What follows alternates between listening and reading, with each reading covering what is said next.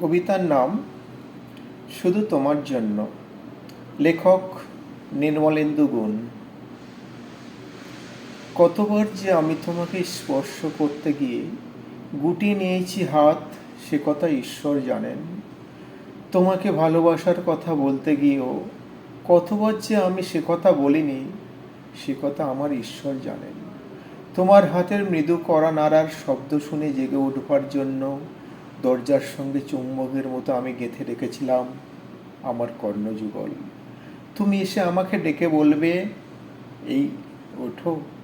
আমি আমি আমি একই শুনলাম। এমত উল্লাসে নিজেকে নিক্ষেপ করব তোমার উদ্দেশ্যে। কতবার যে এরকম একটি দৃশ্যের কথা আমি মনে মনে কল্পনা করেছি, সে কথা আমার ঈশ্বর জানেন। আমার চুল পেকেছে তোমার জন্য।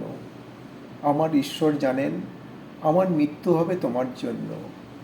তারপর অনেক দিন পর একদিন তুমিও জানবে আমি জন্মেছিলাম শুধু তোমার জন্য, শুধু তোমার জন্য।